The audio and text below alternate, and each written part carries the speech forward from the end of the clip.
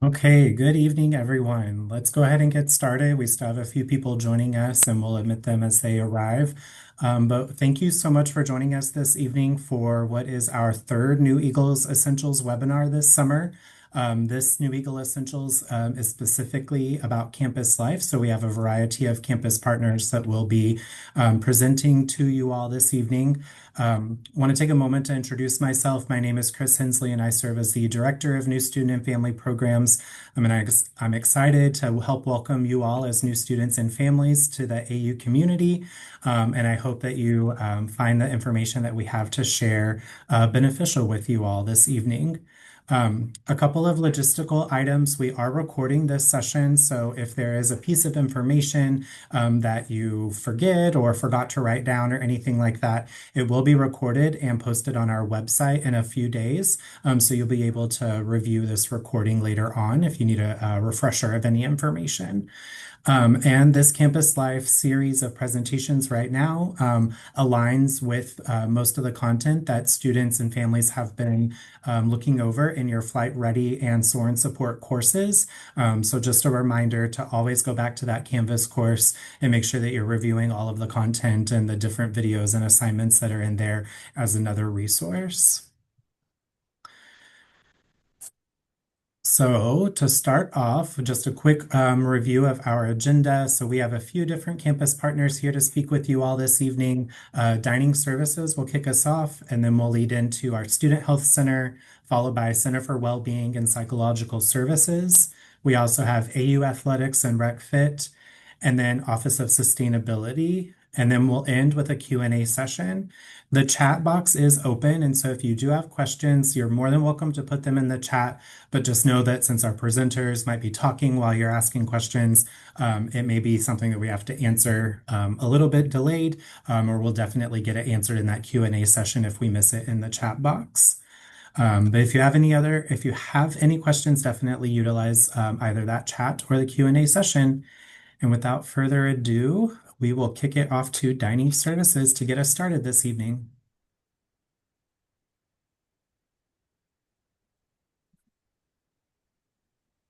Hi everyone, welcome to your guide to dining on campus.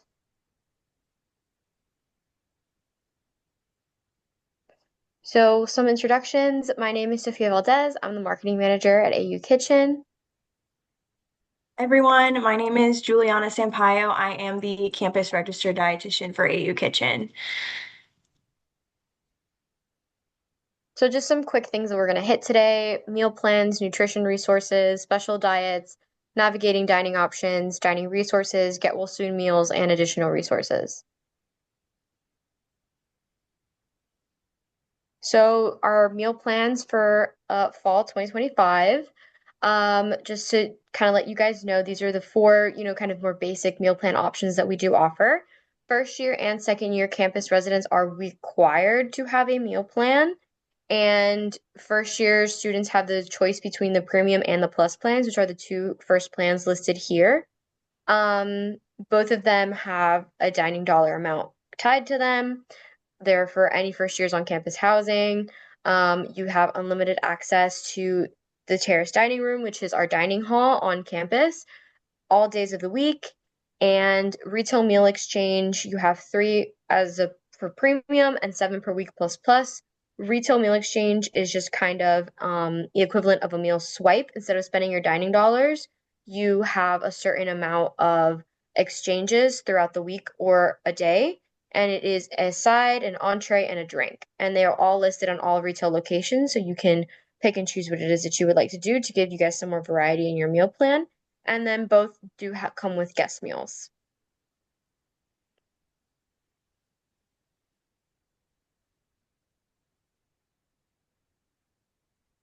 So just to touch on my role quickly as the campus dietitian. So my main role is to meet with students individually through consultations, and I'm here to just support students that may have any specific dietary needs, such as allergies, intolerances, or anything, maybe religious accommodations, things like that.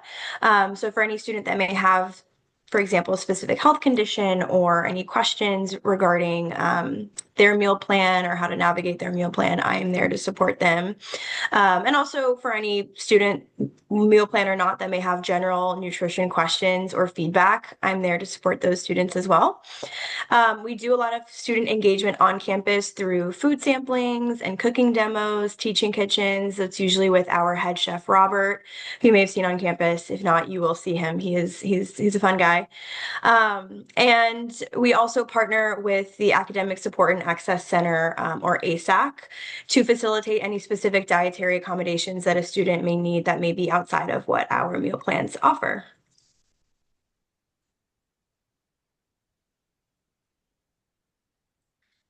So for navigating special diets, there are several different diets that we accommodate through AU Kitchen. So for any students that may have specific allergies or intolerances, we do encourage those students to self-identify, and that includes meeting with me just to let me know what those allergies may be, severity of the allergy, and how we can accommodate that through our dining options. We are a limited exposure peanut and tree nut dining facility. So that means throughout TDR and in most of our retail locations, we do not bring in, cook with, prepare anything with peanuts or tree nuts, and that's throughout majority of our dining locations and all of TDR. And there are several stations that accommodate special diets, and I'll touch on those in the next couple of slides. But we have our Delicious Without station, Avoiding Gluten station, and Nook, our Rooted station, and then several halal and kosher options throughout TDR and our retail locations as well.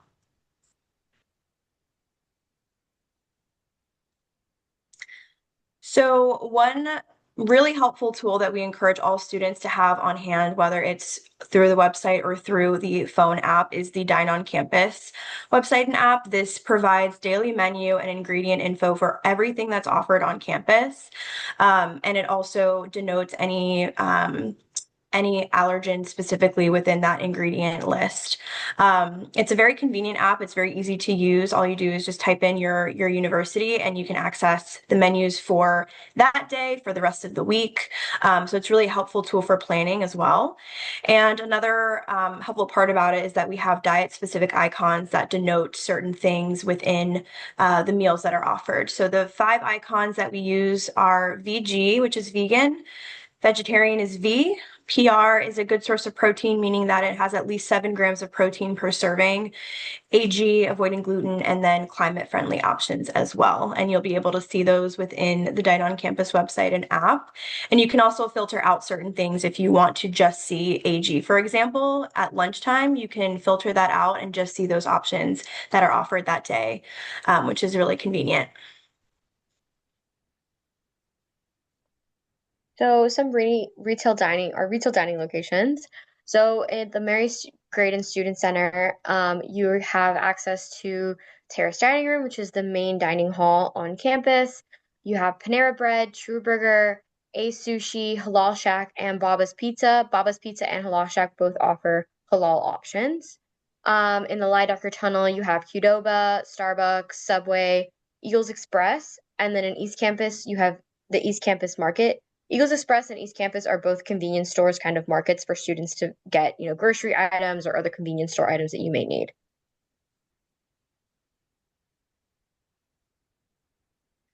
So within TDR, going back to what I mentioned about those special diet stations, we have our Delicious Without station, and this is our allergy-friendly station. So everything that is prepared and served here is made without the top 9 allergens and gluten.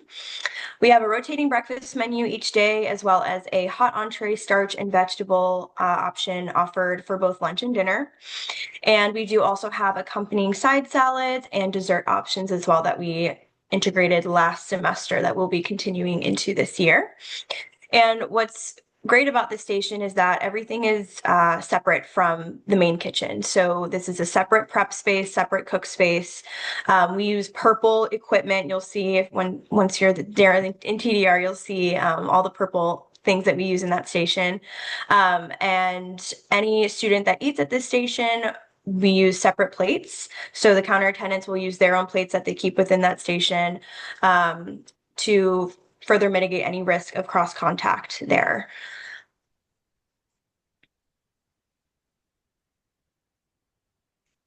And then avoiding gluten, we have both the station and the Nook. So the station right next to Delicious Without, but it's a separate space. Again, everything there is made without gluten-containing ingredients. And there are rotating meal options daily. If that station is closed for whatever reason, students can also still eat at Delicious Without because things aren't made with gluten there as well. And there are digital screen icons throughout all of TDR. So if the student is just wanting to not, may have a less severe intolerance to gluten, can eat in other stations, anything that's avoiding gluten will be denoted on those digital screens and on Dine on Campus. But for students that want to just keep with that, they can eat at that station. And then our Nook. So the Avoiding Gluten Nook provides baked goods, breads, waffle mix, those sorts of things that may be a little bit quicker to prepare, more breakfast forward items too. That's all in our Nook. So we have a dedicated waffle mix, an iron, dedicated toaster. Again, and it's an enclosed space, so students do not have to worry about any risk there, and we don't allow anyone to go in with food as well, so that can further prevent any risk. And there are additional options in retail. We do have a really helpful guide that just denotes a lot more of this information in comprehensively. So this link that you see here will take you to our Avoiding Gluten brochure, and that just denotes all of our retail options that are avoiding gluten friendly.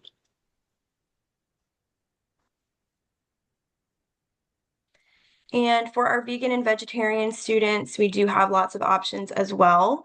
Within TDR, we have Rooted. It's a 100% vegan station at all meals, and each meal that's served there, whether it's breakfast, lunch, or dinner, is going to meet the minimum 15 grams of protein per meal. So there are some great plant-based protein options served there.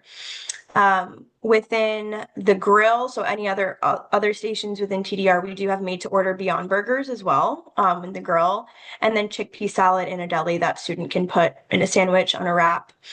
And then, like I said, plant-based protein options in our salad bar that's always available, fresh fruits and vegetables as well.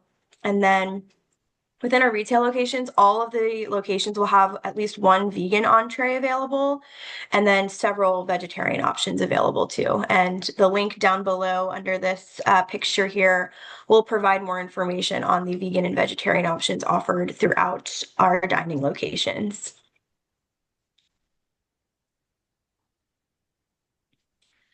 So for any students that have a diet restriction that's related to religion, we do offer several options for those students.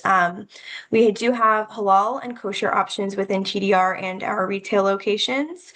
Within TDR, for students that keep halal, we do have chicken breast that's served at several stations that is halal. Our Bowl Life station will have rotating menu options, usually every 3 to 4 weeks, and any meat that's served there is always going to be halal. And we do also have a variety of vegan and vegetarian options as well. And during Ramadan, we do partner with the Muslim Student Union to provide options for students that are celebrating Ramadan. We do have sahur meals that students can access. And then, like Sophia said, our 2 retail locations on campus, Halal Shack and Baba's Pizza, are 100% halal as well. And for students that keep kosher, we do have a dedicated kosher nook in TDR that's open for lunch and dinner. And the food there is overseen and prepared by our on-campus mishkia. And then during Passover, we do provide additional options as well, both in TDR and in our retail locations.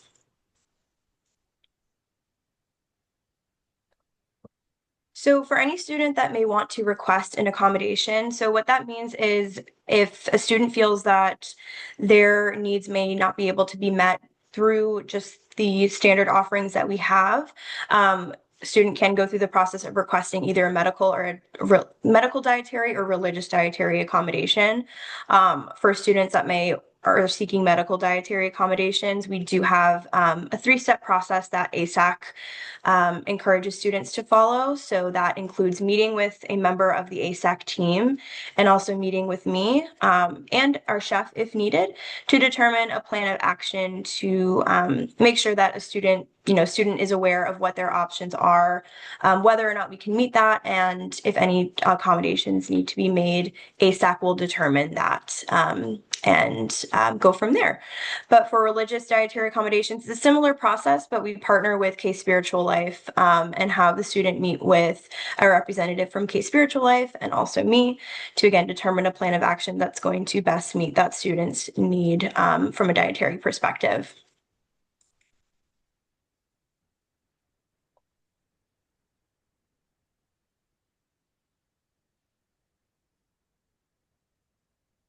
Oh, sorry.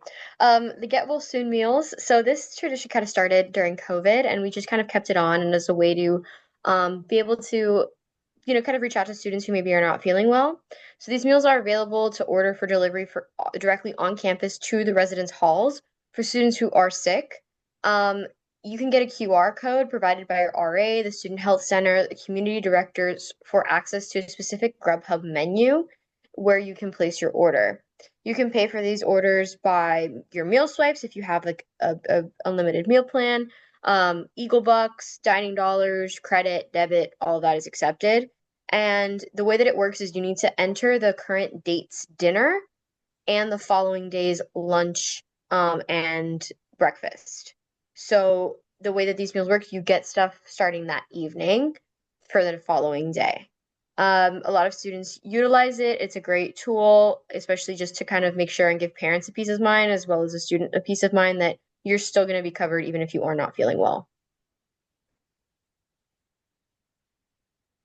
So for more information about different events that AU Kitchen hosts, and just information in general about the dining services, we do have our Instagram linked here. You can follow us at American U Dining. We do also do giveaways every Wednesday, so make sure you sign up for a chance to win. They're really cool giveaways. I have my interns create them, and a lot of the students are very involved with that. And then we also do different types of food pop-ups, sampling events, free food. So, yeah, make sure you give us a follow.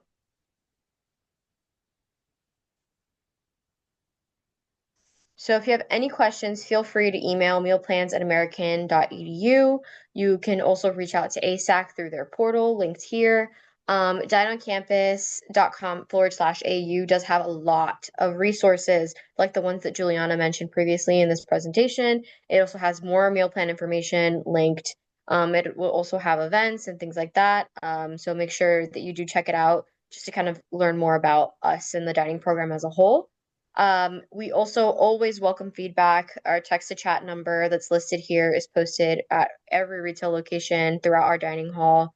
You guys help us make a better dining program, and we're here to give you guys the best of dining. And yeah, and then Juliana's email is also listed here as well if you ever need to meet with her or kind of want to talk through dietary options.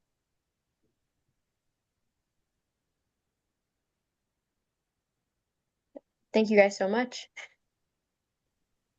Perfect. Well, thank you so much, Sophia and Juliana. There's been some questions in the chat. If you have any others, continue to put those in there, or we'll be able to cover some additional questions at the Q&A portion at the end. And now I'm going to turn it over to Dr. Reitman from our Student Health Center. Great. Thank you very much, and welcome everybody to American University. I'm going to be talking to you for a few minutes just about some student health stuff, some stuff just to give you some information, as well as some to-dos that you're going to have to make sure that you get done before you get here. So could I have next slide, please? All right, so I just put the slide up because this is what people think about when they kind of think about going to college, going on all these tours. But there is, there is a somewhat unfortunate reality also. Next slide, please. And that is that at some point, every student is going to get sick. And the estimate is that most college students in their first year of school are getting sick about 6 or 7 times, just with the random, things, such as, colds, sore throats, flus, stuff like that. Nothing, not the major stuff, but stuff and but the fact is that there is a good chance that that any student is going to get sick during their first year or any point when they're in college. And so I'm going to talk a little bit about what we're going to do to take care of y'all when that happens.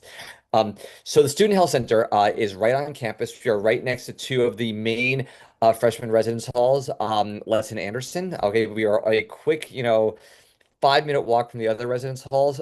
We are a accredited student health center, meaning that we are accredited by a national accrediting organization, which just helps to ensure that you are going to get at the student health center the highest quality healthcare available. Next slide, please. We are open hours that are very similar to most pediatricians' offices, Monday through Friday from 8 a.m. to 5 p.m. Now, I know that many people are sitting here thinking to themselves, well, what happens if I get sick at night? What happens if I get sick on the weekends? How can you not be open then? We do partner with a bunch of community services. There are two local urgent cares that are a quick Uber or Lyft ride away.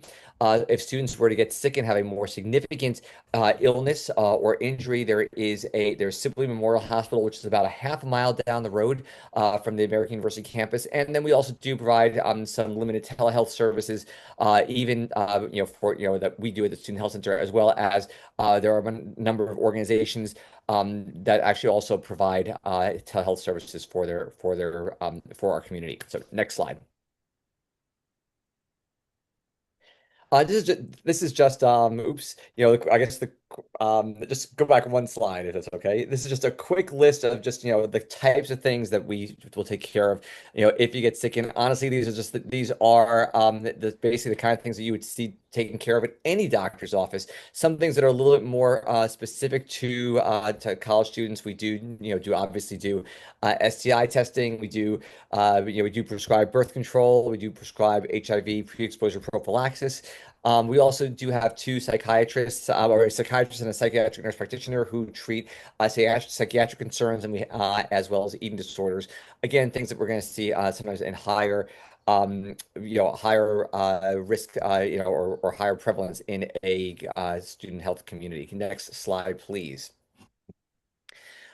Now, I get a lot of students who and parents who say my student can't be seen at the student health center because they didn't buy the American University student health insurance plan. That is not true. Okay. Any student who's taking at least one credit at AU can be seen in the student health center. Okay. We don't actually bill any health insurance. Students pay a fee to be seen. The only thing that health insurance is really needed for is if the students are going to be needing to get lab work done outside of that we send out to a commercial lab called LabCorp. But you absolutely do not need to have the American University Aetna plan in order to be seen in the student health center. In fact, 2/3 of our students are on their parents' plans, and we see all of these students every single day. Next slide, please. Most of our students go make their appointments online. Okay, and here is the website here. Or if you don't want to write this down, you can just Google American University Student Health Center, and it says right there. Click a button right from our homepage to make an appointment. Okay, we do hold aside about 20 appointment slots every day for sick visits. So for urgent care. So, and to make these appointments, you can't do those online. These appointments, you just call the student health center, or you can walk in and we can, have you seen that day. I do recommend to students that if they're going to utilize, do the same day schedule, visits, they do this earlier in the day rather than later, because if somebody walks in at 4:30 in the afternoon, and says, I want to be seen today, there's a good chance there might not be a spot open for them. So just to be aware. Next slide, please. A couple things that I just wanted to mention, because I get a lot of questions about this during these orientation sessions, and just things that I want people to be thinking about if this pertains to them. before they get here to Washington, D.C. First of all, a number of students, maybe under the care of a psychiatrist, or a primary care doctor who's prescribing their psychiatric medications at home. Like I mentioned before, we do have a psychiatric nurse practitioner and a psychiatrist on staff. If students are just needing to have refills done, and they're stable on their medications, we can provide those refills for them. But it's really important that if students, if you're going to be needing to get any kind of psychiatric care while you're here at school, we need to have documentation from your provider about just what's been going on and what we're treating and that type of thing. Now, a lot of students, not a lot, not a ton, but enough students, do also take medications for things like ADHD. This is a special category that I want people to be aware of because it in if ADHD medications are stimulants, they are controlled substances. So pharmacies in Washington, D.C. will not fill an out-of-state prescription from a provider that's written. Okay. Now, if your doctor from out of state does electronic prescribing, then the pharmacy will accept that, but they will not accept a written prescription. So if students are taking ADHD medications and they want to continue taking these medications while at school, we in the Student Health Center can provide, can do the refills for the students. However, a couple things to be aware of. Documentation is 100% mandatory. Okay, we can't, and if you go to our website and look up under things that we treat under the ADHD section, there's a form that you need to fill out, or actually that your doctor needs to fill out, or provide us with a letter saying basically, yes, this person is being treated for ADHD and this is the medication. We cannot do these refills for students if we don't have that information. Okay. The other thing just to be aware of that, and this might be a little different than what people are used to at home, is that it is a college health standard of care, throughout the country that we cannot write prescriptions for like months at a time, for students. So if a student, if sometimes, some psychiatrists in private practice, they can forward date prescriptions. They can come, student can come in on July 1st and they'll give them a written prescription for August 1st and September 1st. We're not allowed to do that. Okay. So every single time that a prescription is written, a student will need to come in and either do a video visit or they'll need to do an in-person visit to get their refills of their medications. And like I mentioned before, those documentation forms are right on our website. And I know there's probably a lot of questions about that, so I can always ask just more questions at the end. Next slide, please. So this is just like a couple to-dos that you need to be doing right now. If you have not done this yet, do this now. Do this week, actually, okay? First of all, it is, Washington, D.C., Department of Health requires that all of our students up to age 26 be fully immunized against a whole slew of infections, most of which I think people in this country are going to be immunized against, okay? This is not my policy. This is not American University's policy. This is the DC government. Okay, so please, that we if you don't have your immunizations up to date, and we don't have a record of you being fully immunized against these various things like chickenpox, like tetanus, that type of thing.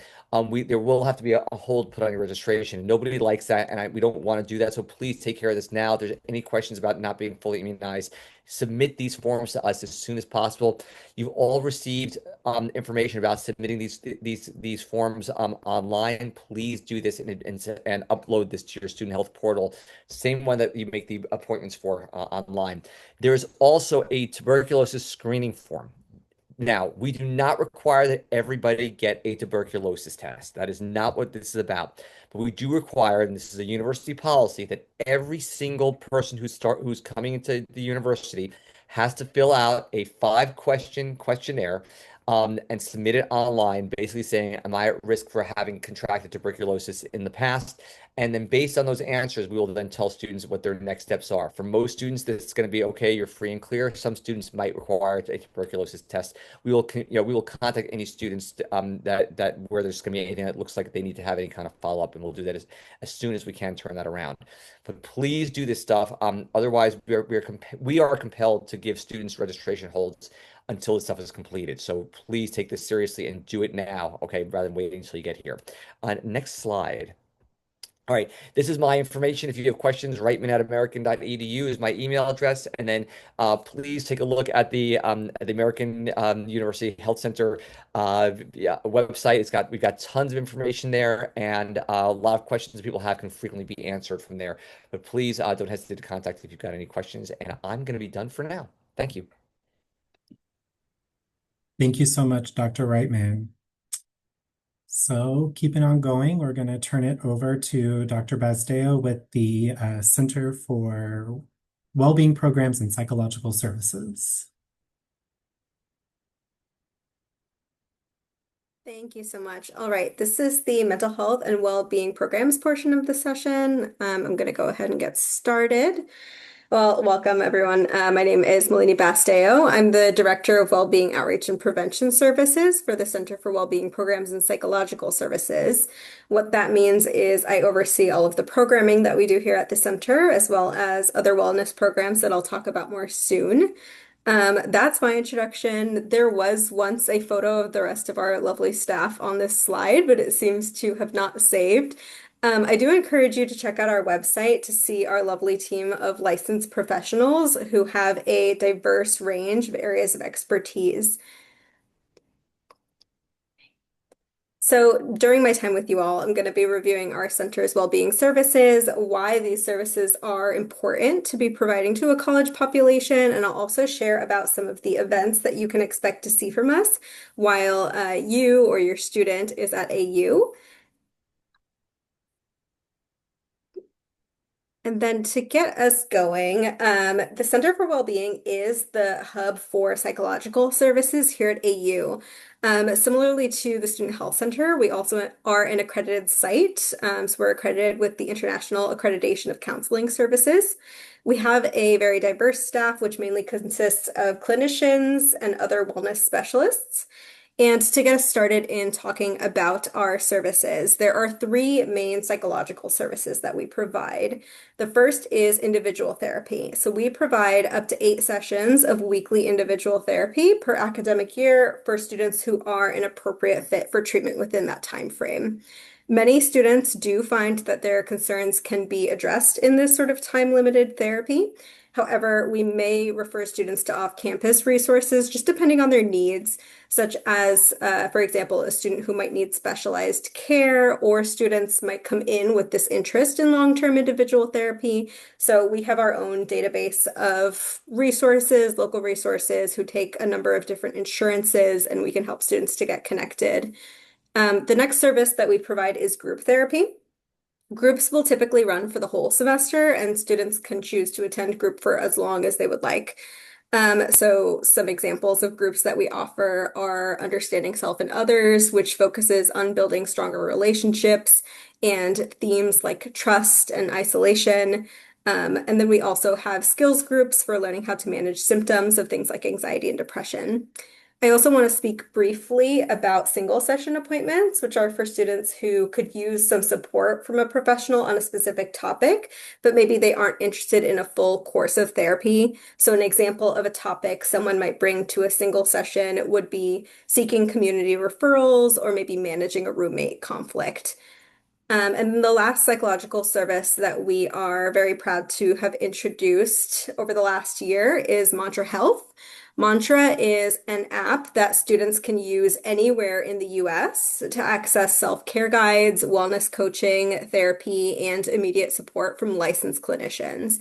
So once your student has their AU login info, they can go to mantrahealth.com/American to access everything that I just talked about. If a student is experiencing a crisis or an urgent concern, students and parents or guardians can always use the crisis support line, which is AU Protocol, and that number is listed there. The AU Protocol line is available 24/7, no matter where you're located in the world, and this or 911 should always be the first step in a crisis. I'll also have that number on a couple other slides in case you miss it. And then the last services I want to touch on are our wellness services, which include survivor advocacy, AOD services, and programming. So starting with the advocacy piece, Our victim services advocates provide services to all students who are affected by sexual violence, interpersonal violence, and stalking. And that could be whether the student is seeking support for themselves or for a friend. And that support usually includes emotional support and administrative support, as well as referrals and other resources. And AOD stands for alcohol and other drugs. Our AOD specialist provides consultations about recovery and psychoeducation about substance use and harm reduction. He also can provide referrals to services. And then lastly, we have a peer health education program, which is an awesome group of students who help to promote different like health-based initiatives around campus. So if students are interested in learning how to provide these kinds of health promotion initiatives, they can join us and take a 1 credit course in order to do that. Sorry for the very wordy slide. All right. One thing I really want to stress is that our services are all free and confidential. I've got the crisis support line again listed here, as well as our center's for front desk number, which can be called to schedule psychological appointments. Typically, the wait time for appointments is around 3 to 5 days, and we usually don't have a wait list to initiate services unless a student has a really specific request or a request to work with a certain clinician. This year, we will be continuing to provide services both via telehealth and in person. And while most students who choose virtual appointments can usually work out a schedule with their roommates to have their dorm to themselves, we also have recommendations for other private spaces for students to utilize for therapy appointments if needed. And then for wellness services outside of the psychological appointments, so the advocacy piece, programming, alcohol and other drug services, students can visit our website to book an appointment. Okay, so that was the overview of the center's services, but now I'm going to speak a little bit more broadly about wellness among college students. Wellness services are really important for students because this is the environment where a lot of people will learn how they take care of themselves on their own for the first time and develop patterns of taking care of themselves that will stick with them later on. Many students also first experience mental and physical health concerns as undergraduates, so we hope that through our programming, we can prevent some of these concerns from developing. On this slide, you can see the average age of when a person experiences their first mental health episode, and that coincides with the typical ages of undergraduate students. A lot of research suggests that this is because the added stress of transitioning to college can exacerbate an underlying mental health concern. Also, since over the past 5 years or so, since the start of COVID, research has also noticed an increase in reported concerns around social anxiety. Students are feeling more nervous about building connections with other people. And so social anxiety has risen to the number 3 spot of most common concerns for college students, followed by academic stress and depression. And prevention efforts like the ones that we're doing at our center help individuals to gain tools to be aware of the concern, screen for signs and symptoms, and have better management of those symptoms. So I'm going to talk about some of the fun things and informative things that we do to help. Okay.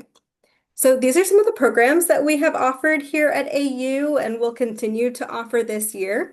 Dogs on the Quad is a mental health fair where we bring therapy dogs on campus to interact with students, usually around finals time. Fresh Check Day is an event to bring awareness to suicide prevention on campus, which usually happens in September, and we also have the therapy dogs there for that. QPR is an acronym that stands for Question, Persuade, and Refer. This is a training that we provide to staff and faculty on campus, including folks who regularly interact with your student, like the RAs, so you can know that they are equipped with knowledge and resources to approach a student who they feel might be experiencing thoughts of suicide. So it's a way of empowering the people who are around your student to know what to do in some of those tough situations and to feel more confident in doing so. Eagles Rest is a program that we launched last year to help students to improve the quality of their sleep. Sleep is one of those big topics that we see a lot of new students struggling with. And so through the website, students can take a free sleep assessment, they can download a free sleep diary, and they can schedule individual consultations with our staff to discuss things like their sleep habits and receive guidance. They can also receive free sleep kits that include things like earplugs and eye mask and other sleep tips. And then the last one on here is a networking event that our peer health educators and our AOD specialist host often so that students can meet and connect with one another while learning about alternatives to drinking. It's always well attended, and we get a lot of great feedback from students who are looking to make friends without feeling pressure to drink alcohol. So we do plan to host another soon. All right, to close us out, here is our general info once again. Our psychological services are located on the second floor of the Mary Graydon Student Center, and our other wellness services and programming are located in Hughes Hall 105 suite. And here again is our main office number and our crisis line, as well as the website where you can check out more detailed descriptions of the services I talked about and the different programs I spoke about today. For students on the call, if you are interested in setting up an appointment, we just ask that you wait until you arrive to campus to do so, but you can do so by calling our main number. And then to keep up to date about upcoming events or to get some well-being tips throughout the year, follow our Instagram at AU Wellbeing. Thanks so much for listening. Thank you so much. Keeping going, we're going to turn it over to our friends in recreational sports and fitness. Hi there. Thank you for your time this evening. My name is Meg Kozluzny. I am Associate Director of Recreational Sports and Fitness here at AU. So what I'm going to be talking about are the fitness centers. We actually have two fitness centers located on campus. They're about 3-minute walk from one another. Memberships to the facilities, the programs that we offer, and the student employment opportunities as well. So first, our mission statement here. We are a unit within the Department of Athletics and Recreation and provide facilities and programs designed to make it easy for the AU community to be active. We serve the AU community with health, fitness, and recreational programs to meet a variety of needs and interests of a diverse population, to foster broad participation, encourage active lifestyles, provide some release from the stress of college, and help develop lifelong habits of activity. So just some information you want to take a quick shot. Here's our website. The website will have, the hours, all the programming, such as, the group exercise schedule, the swim schedule, and everything. So our website will have everything. Our email is recfitness@american.edu. And as I mentioned, we have two fitness centers, the Jacobs, which is located in the Bender Arena, and Cassell, which is actually located in the first floor of the Cassell Residential Hall. And as I mentioned, they are about 3-minute walk. Good news, the Jacobs Fitness Center is actually going to be completely renovated beginning I would say this December 2025 and go through, we will be open for that fall of 2026. So it's going to be new, bright, bigger, and completely updated. So as I mentioned, the Jacobs Fitness Center, which will undergo a complete renovation, is the larger of the two. We have weight training equipment, cardio equipment. We have one group exercise studio. Also located, as I mentioned, we're located in the Bend Arena, is the pool, basketball courts, locker rooms, and showers. And then the Cassell Fitness Center, we have weight training equipment, cardio equipment. We have two group exercise studios. When we're not having classes in there, those studios are a space for students to go in and do anything they wish to do on their own. We have a personal training and fitness assessment room, locker room, and showers as well. So how do you become a member? Pretty easy. You just have to be registered for at least one credit as an undergrad or law student, graduate, PhD, and no charge to use the facilities. Admittance will be rendered upon successful completion of a membership registration form and presentation of a valid AUID card. The front desk staff can even, you say, hey, I'm new, they look you up, realize, yep, you're registered, you're good to go, and help you get registered. So it's very easy. So as I mentioned, in the Bender Arena, we have a pool, which has an 8-lane, 25-yard lap pool. Then next to that is also like a smaller pool. It's 3-lane, 20-yard, and it's a warmer pool. We have dedicated recreational swim hours every day, unless there's a special event going on. Adult swim lessons. We offer some safety certification lessons, and then also various special programming, such as they do like movie nights at the pool. We can come float in the pool and watch a movie. Club sports, big here. We have 26 active sport clubs, so over 900 club sport athletes. And those teams do compete against other universities, and they even do travel at times as well. Group exercise, free to students, completely free. So great way to get involved. Varieties such as Zumba, yoga sculpt, strength and conditioning, Pilates, bar, etc. So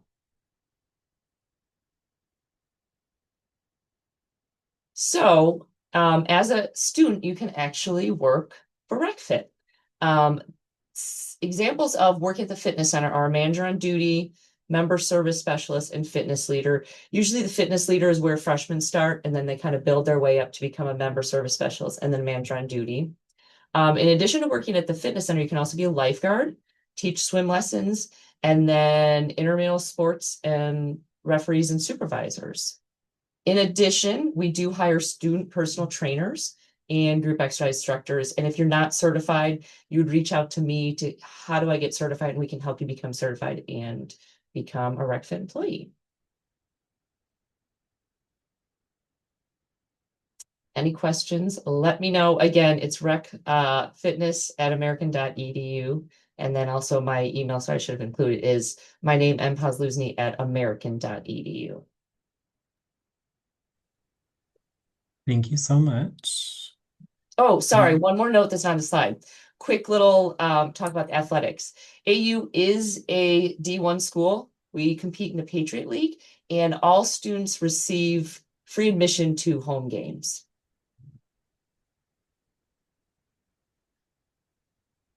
Perfect. And our last office of the evening is our Office of Sustainability, and so I will turn it over to them.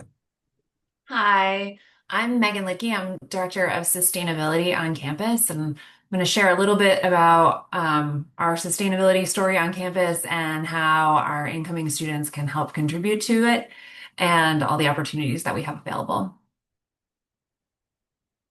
So, as you've probably heard, our entire campus is an arboretum. We have a very expansive zero waste effort, and we are carbon neutral. There's a lot of solar on our campus that helps contribute to that. And all of these things and many more are all the result of a lot of students encouraging us as a campus to rethink the way we were doing something and change. And now all of this is just embedded in how all of us do our jobs every day. So since I'm also sure you've heard about carbon neutrality, I'm going to share a little bit about what that means. It means that we have reduced our emissions by as much as we can, and we continue to work on reducing our emissions every day. And then to balance out the rest of our emissions, we use offsets, which either reduce emissions somewhere else in the US or globally, or remove carbon from the atmosphere. So our first priority is always reducing emissions. We do that through a number of different actions. All of our transportation programs are designed with the idea of reducing emissions in mind. Our shuttle bus system, UPass, the access to Capital Bike Share that students have on campus. We design all of our new buildings to green building standards. We've employed a ton of energy efficiency programming across our campus. And then we do a lot of community engagement because every one of us who works on campus or lives on campus has the opportunity every day to make decisions that are going to contribute to making our campus even more sustainable. We use renewable energy on site and off site. And then, like I mentioned, we use offsets. So our green building strategy goes back to the early days of our initial commitment to sustainability and to carbon neutrality. SIS, our School of International Service, was our first LEED certified building. LEED, if you're not familiar, is a checklist of things that you can do when you're designing and constructing a building that will make that building more environmentally friendly. And so this building was our first one 15 years ago. We now have 10 LEED certified buildings. The building on the right is our new Meltzer Center for Athletic Performance. This building will be by far our greenest building yet. It will open this coming year, like in 2026, and it will be our first LEED Platinum building, which is the highest level of LEED certification that a building can achieve. It's also designed to be our first net zero building, which means this building will produce as much energy on site as it uses over the course of the year. It's a very exciting addition. And then all of this relies on a lot of community engagement. So we have a number of opportunities for students to contribute to sustainability. We have a Green Eagle pledge. Students can sign that and get a set of reusable utensils after signing it. Just agreeing to incorporate sustainable actions into day-to-day life on campus, like bringing a reusable mug when you go to a coffee shop. We also have our Eco Reps program. Students are invited to volunteer with us for 2 to 3 hours a week to help share information about sustainability. We provide leadership opportunities, networking with other schools in the district as well as part of that program. And starting this year, we're going to incorporate an internship opportunity with it. So some students will be able to earn internship credit, depending on if your major allows for that. We have a number of student clubs. This list on this slide is definitely not comprehensive of all the opportunities that students have to engage in sustainability work through student clubs. They vary, and if you're more interested in beekeeping or gardening, getting your hands dirty side of it, or if you're more interested in advocacy, there's something for everybody in those programs. We have internships in my office as well as in the Zero Waste office to directly contribute to the behind the scenes side of things. And then our classes and research opportunities provide a whole another level of engagement opportunities. Like I said, so many of the things that we've done on campus are the result of student engagement efforts. And a lot of those came from class projects and research initiatives that students did and then presented to us, and we've embedded them in how we operate the campus. Like I said, we have solar both on and off site. We have 2,500 solar panels on our campus. However, that many solar panels still only provides us with about 1% of our electricity demand on campus since we are a whole, college campus. So we partnered with George Washington University and built 3 solar farms in North Carolina. So the upper right-hand image here is one of our solar farms in North Carolina. And those solar farms have 250,000 solar panels and provide us with half of our electricity demand. The messy photo in the bottom right-hand corner is the brand new geothermal wells that we added to campus as part of that Meltzer Center. You can no longer see them now that they're completed. They're covered by both the building and by the surrounding green space. So we have 85 wells that were drilled around that site though. Those wells are each 500 feet deep. For reference, the Washington Monument is 550 feet tall. So these are incredibly deep wells, and they will provide the heating and cooling for the building. So if you go down 500 feet in Washington, D.C., the ground temperature stays stable year round. It's about 59 degrees. And so in the winter, we're able to pull up heat from the earth. In the summer, we're able to pull up cool and use that to heat and cool our space. As I mentioned, offsets are really our last thing that we do after we've tried reducing, and we always want to continue working on reducing our emissions and driving down any reliance that we do have on offsets. But when we're selecting offsets, we try to select ones that are going to align with our goals and provide added benefits to either communities or for teaching. This image is of a cook stove. So one of the projects that we've invested in is efficient cook stoves in Kenya. We selected that location because it's where one of AU's premier study abroad locations is located. So it was an opportunity to deepen relationship in that community. And these cook stoves burn wood more efficiently. So they decrease deforestation, which reduces emissions, but they also improve the indoor air quality in those homes for those families. So we're always looking for those added benefits in these projects. And try to find other opportunities to bring this into the classroom as well. One of our major sustainability initiatives that you will see every day on campus is our zero waste program. So we offer recycling, compost, and trash in every single building on campus. You'll always find those three bins together. We were one of the first universities in the country to offer university-wide composting. So you'll find it in your residence hall, in the dining hall, in any classroom building that you're in. Our compost goes to an industrial scale facility. So for anyone who composts at home, you know that you have to be careful about what you put in home compost. For our on-campus compost, you can put things like meat and oil, dairy can all go in there. Anything you can eat can go into our compost bin. We can also accept compostable plastics, any container that says compostable in it. Many of the containers that you receive from our dining facilities on campus are going to be compostable, so just check them to make sure they say compostable, or if they're recyclable, then you can use the recycling bin. For recycling in Washington, D.C., we're required to follow standard recycling guidelines that the entire district has to follow. So anybody in the district who collects recycling has to follow the same guidelines. So no matter where you are at in DC, you're going to find that you can recycle the same things across the board, which makes it a lot easier to share information about it.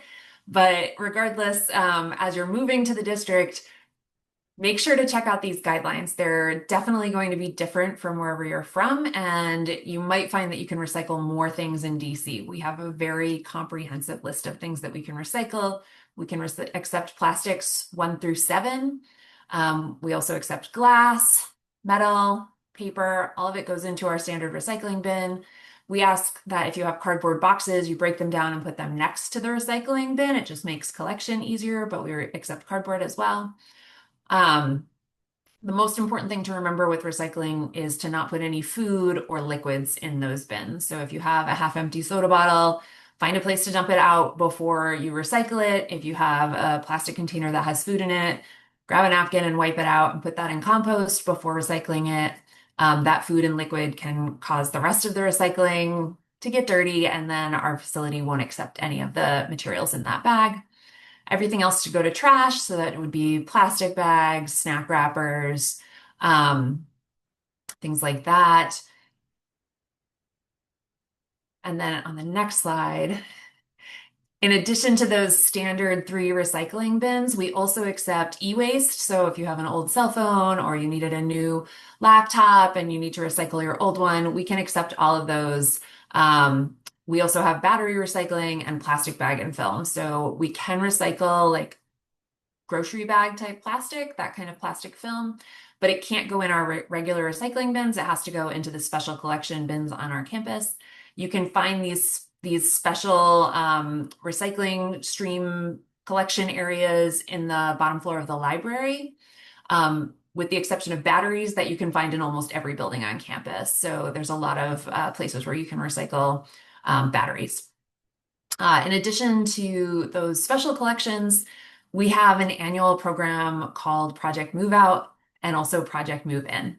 So in May, we collected goods from students as they moved off campus, and we kept 18.6 tons of goods out of the landfill this year, which is really exciting. And right now, that 18.6 tons of goods is sitting in containers on our campus, waiting for you all to get to campus in just a few weeks.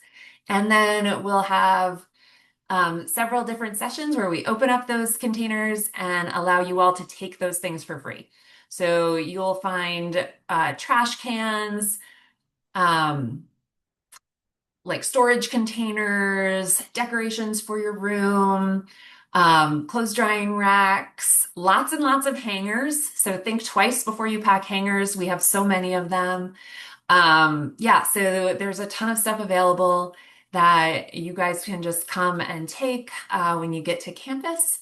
On the next slide, this QR code will bring you to a website that we have for moving into campus. And so it will have all the information about the different dates that we will open Project Move In this year and when you'll be able to collect those things from the pods.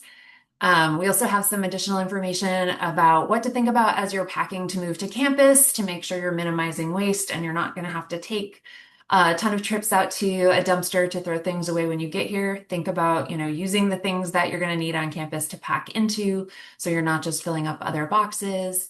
We also have additional information about waste sorting on our website, so you can really become a waste sorting pro before you get to campus. Consider moving and then shopping so that you know what you're going to need when you get here and you don't end up with a ton of stuff that you're like, oh, why did I pack that? What was I thinking? If you're bringing appliances, look for energy efficient options. Energy Star labels are a good place to start. Think about green cleaning products to keep your room clean. Coordinate with your roommate ahead of time to make sure you're not duplicating things. And then get to know AU through more programs like this. I really encourage getting to know, in addition to everything you've learned today, the transportation options that will make it really easy to get around DC in a really sustainable way. We also have an online sustainability tour on our website, and you can take one of those in person too when you get here. We offer them a lot. And I really look forward to working with all of you and seeing what ideas you bring to campus to take us to the next level.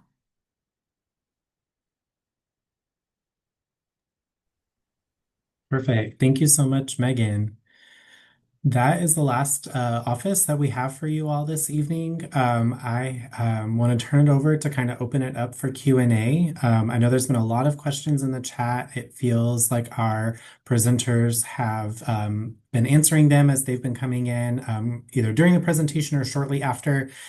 Based on what I can see, I feel like we are caught up on questions, but want to open it up to you all. Are there any additional questions that you have for any of the presentations, or a quick reminder of anything that was covered this evening before we close? If you do have questions, it's probably easier to type it into the chat and I can help kind of read it out loud.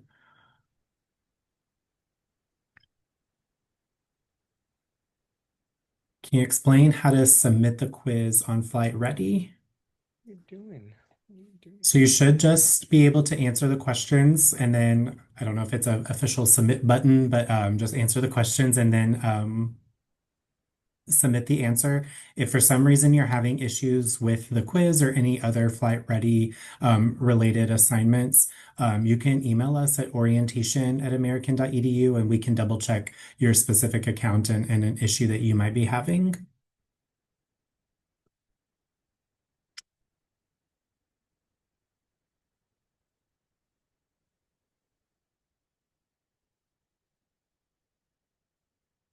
I know people might be typing, so I don't want to assume that there are no questions. As I wait to potentially see if there are some additional questions, I'll just kind of do our quick little wrap-up slide.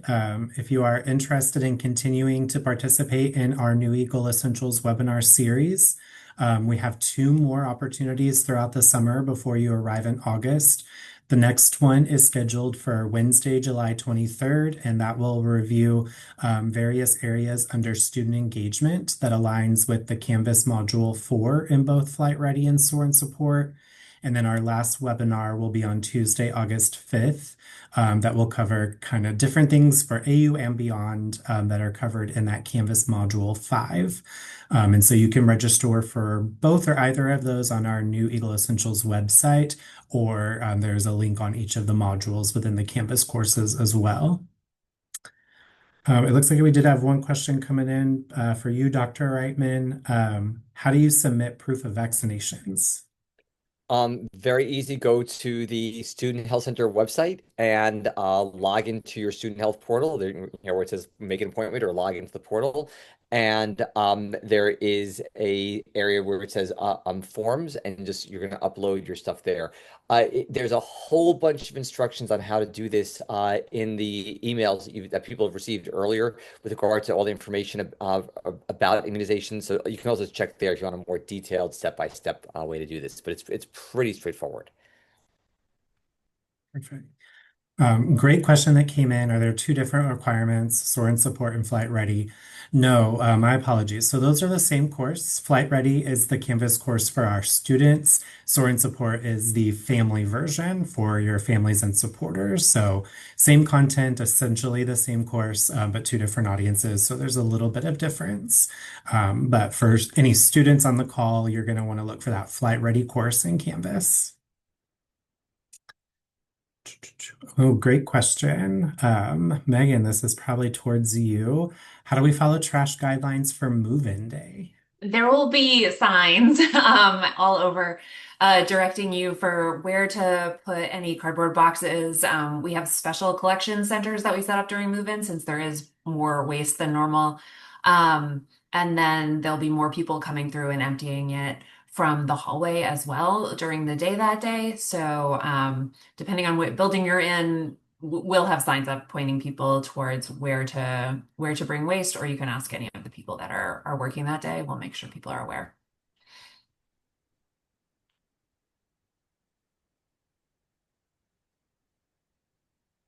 Want to give anybody just one last opportunity if there are any further questions. Oh, perfect. When do we receive more information on logistics for move-in days so we know where and when to place the car to unpack?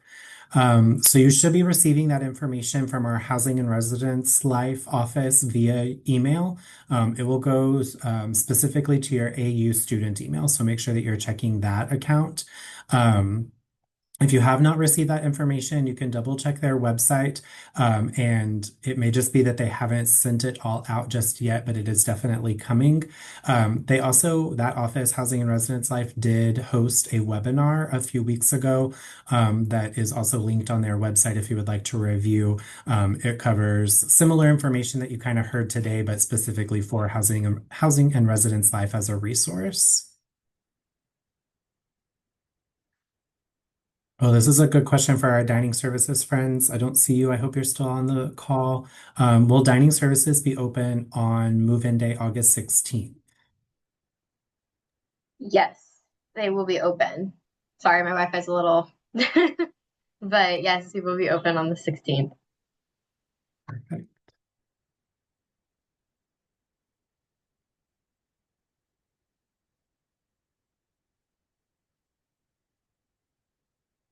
Yes. Dining services will be open throughout new student orientation. And that first week of class, which is our welcome week, we call it All-American Welcome. Dining services is open, but there are also a lot of events on campus that will have free snacks, free food. So definitely encourage students to come out to as many events as possible. How does food work with pre-orientation programs? Meals are included within the program. So we'll share additional details specific to those signed up for pre-orientation programs based on the different schedules and the events that we have. But food is included.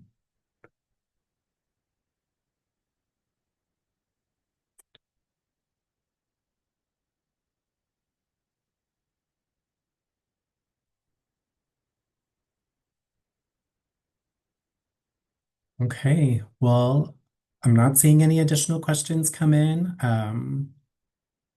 Oh, just kidding. Do you have to pay for new student orientation or is it included in the term fees? So it is a fee that will be charged to your student account. So it will be due along with other tuition and fees. So those bills just recently posted at the beginning of this month and they're due in August. And the new student orientation fee is included within that.